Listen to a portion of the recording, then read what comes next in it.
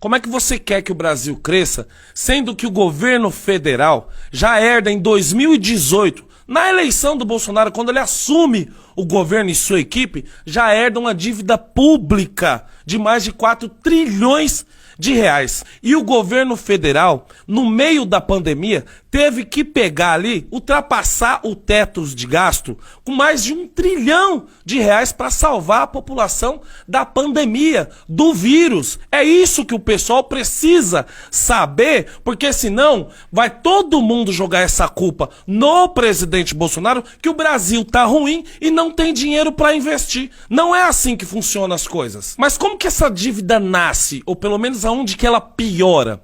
Isso acontece no governo do Fernando Henrique Cardoso, quando ele começa com as privatizações, lembra da reforma econômica, para estabilizar, para continuar estabilizando o real, porque ele tinha controlado a hiperinflação. Então, ele privatiza 80 empresas, entra aí pro recorde do governo que mais privatizou estatais, e arrecada um montante de quase 80 bilhões de reais, justamente para quê? Para amortizar uma dívida pública que naquela época era de 78 bilhões de dólares, certo? Só que ele arrecada só 80 bilhões de reais. Ele termina o governo devendo 245 bilhões de dólares convertido no dinheiro de hoje, na moeda de hoje, dá 1,3 ou 4 trilhões de reais.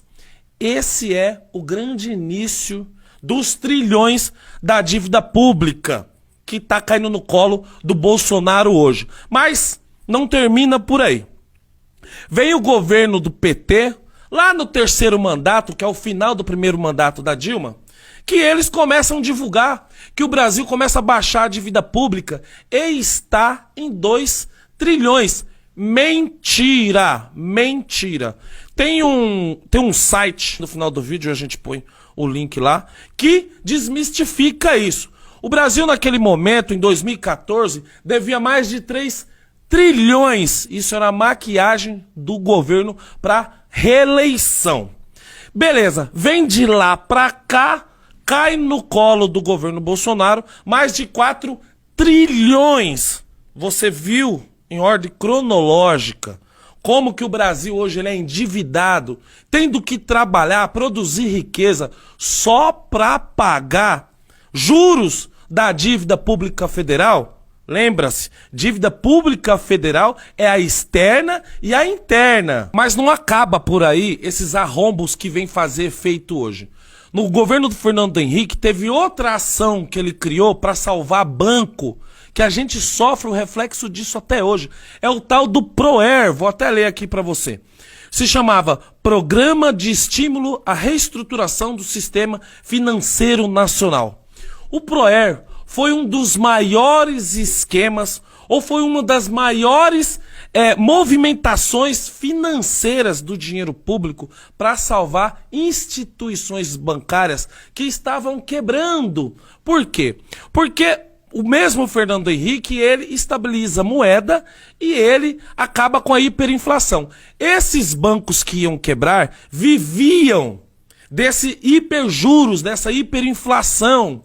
Quem lembra também que o preço do alimento de manhã era um e à tarde era outro? Quem lembra também que os salários eram pagos por semana para dar tempo da pessoa ir lá correr no supermercado para encher a sua despensa? Então, esses bancos que foram socorridos com esse ProER viviam dessa exploração.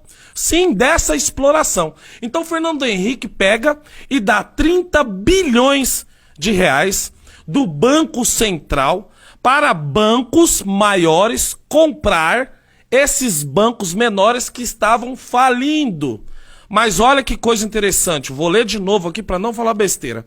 Em 2002, matéria da Folha de São Paulo já falava em prejuízo de 26 bilhões em valores corrigidos daquele mesmo ano do dinheiro emprestado para os bancos.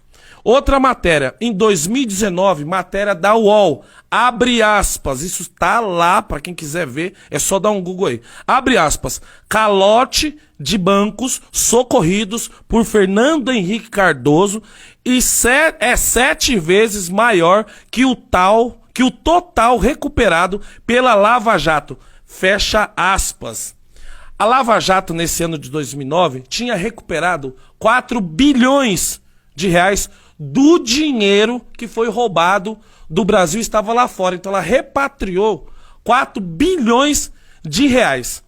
Esse dinheiro emprestado pelo Proer, lá para Fernando Henrique Cardoso, ele era 7 vezes maior que o dinheiro recuperado da Lava Jato. Então você faz ideia do montante, né, dessa dívida pública. Isso também vira dívida pública. E não é só isso, outras coisas. É só um exemplo para refrescar a memória do cidadão que não lembra, não conhece ou esqueceu que o arrombo hoje da dívida pública que está caindo no colo do governo Bolsonaro não é dele. Isso é de quase 30 anos de política econômica dos outros governos no Brasil aqui.